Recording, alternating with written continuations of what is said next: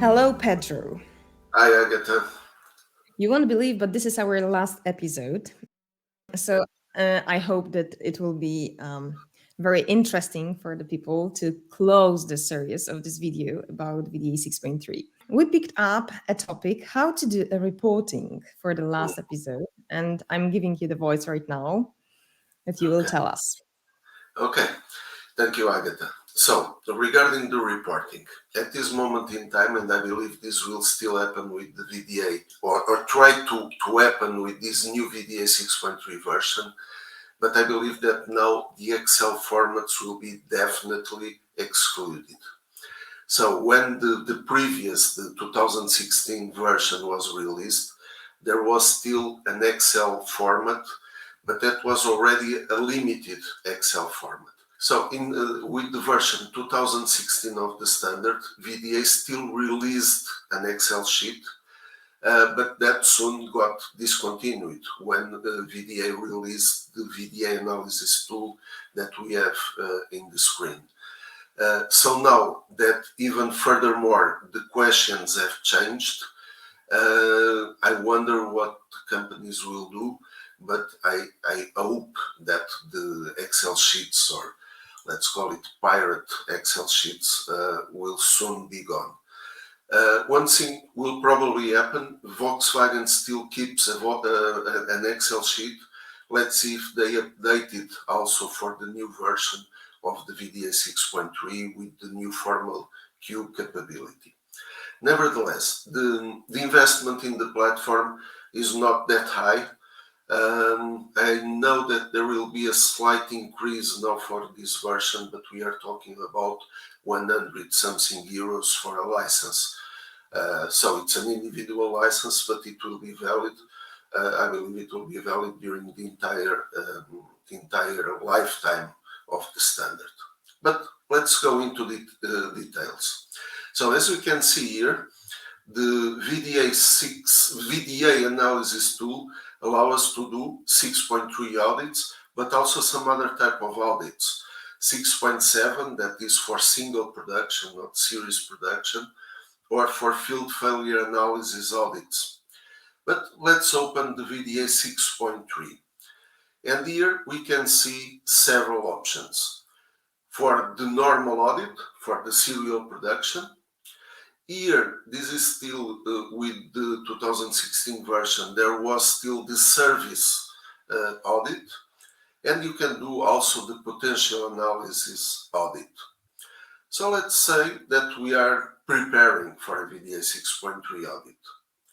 We click on New, we are creating a new format, and we will have, as we had in the Excel book, we have a filling in format with the order numbers, audit days, the dates, who is going to sign, what is the reason, the item, or what is the scope, the objective, who is being audited, who will be the auditor, and I will jump down here for distribution, participants, and so on. And as we had also at present, we have to define our product groups and our process steps. This is up to the auditor to define how many process steps the audit will be divided to and how many product groups will be considered. It can be one, or normally it will be 2, 3, 4 process steps and 2, 3 product groups. This will be maintained now for the new version. This is the preparation for the audit. So let's say we have here let's just make here A, B, C, and D, and product group, let's put only 2, 1 or 2. Then we have here the correlation table, the process steps, and the product groups. If we have something like this, it would make no sense because the final result would be exactly the same for product 1 or product 2.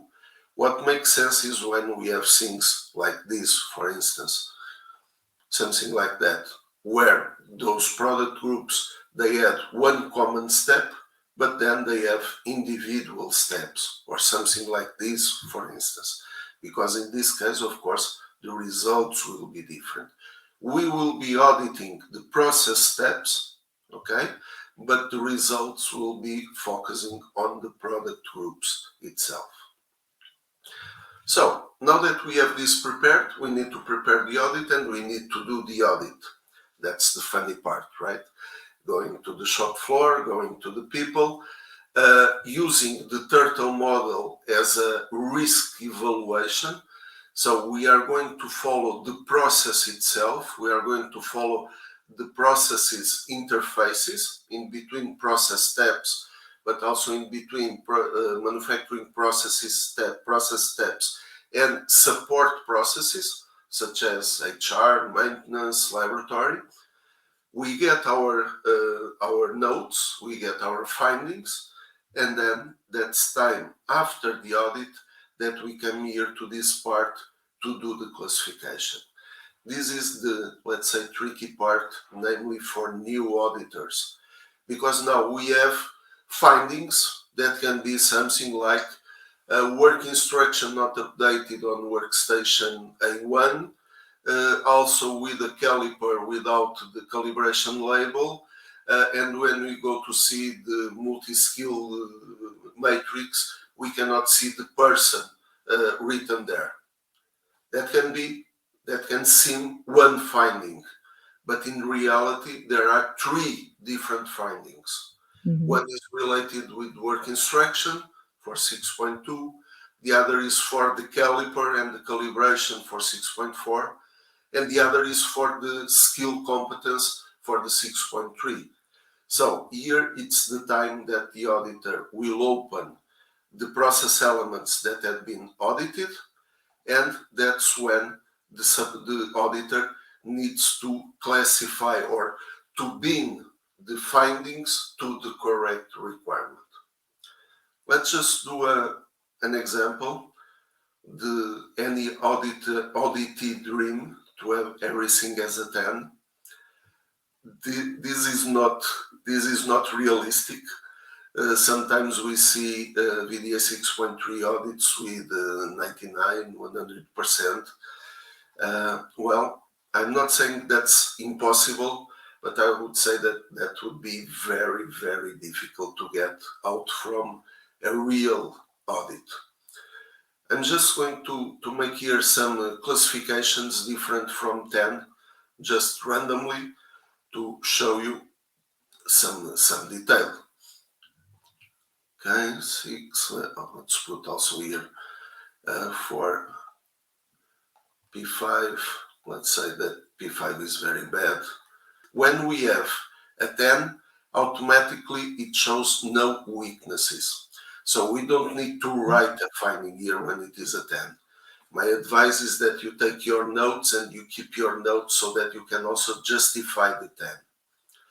When it is something different than 10, 8, two things happen. Findings, so the questionnaire asks us to write something, why is it an 8? And immediate action option also comes up. So it's up to the auditor to demand immediate actions or not. And it can happen for an 8, a 6, a 4, or a 0. Maybe you remember from a previous episode, 0 and 4 being called as majors, and they are here as red, and 6 and 8 as minors, so they are here in yellow, and of course 10 would be a green. We can also say not evaluated. It's not applicable. It's not evaluated. And also in that case, we can write a reason. We must write a reason why it was not evaluated. And if it is not evaluated, one simple situation can be here in P5, for instance, regarding supplier selection. Let's put not evaluated, because it's not done at plant level. It would be done in a remote location that we are not auditing presently. So those are the possible classifications. So having done this, we click on continue and we have a resume. And as you can see here, with these random classifications, 89%, this should have been a B, but it is a C.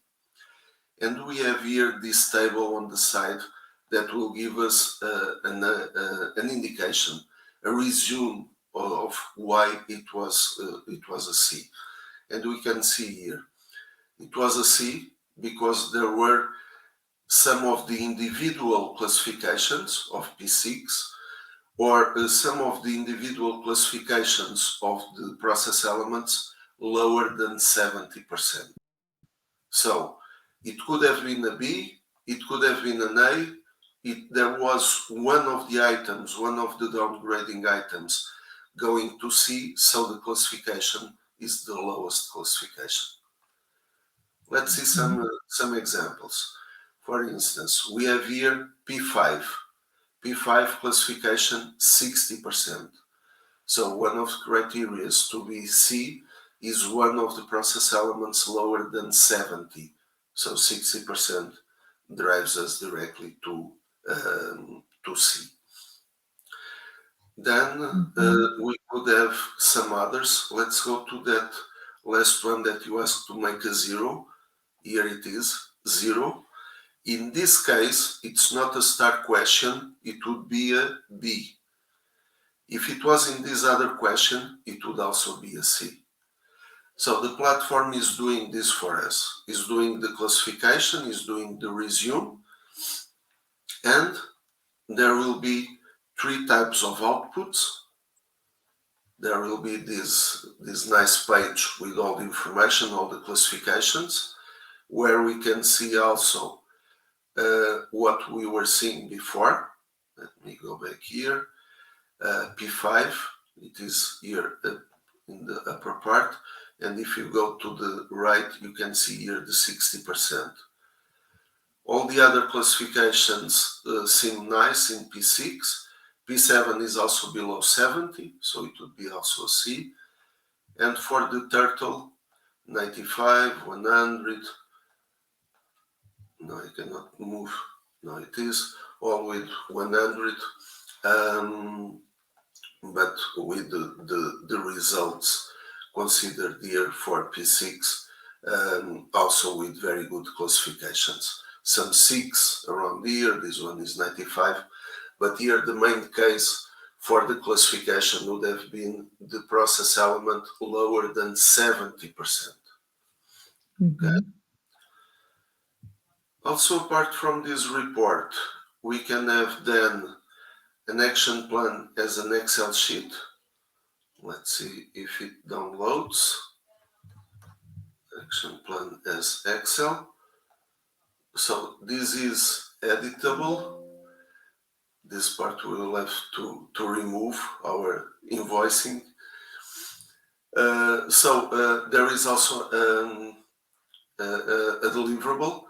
Everything that we had classified differently from 10 will appear here, and it will be a 6 classification.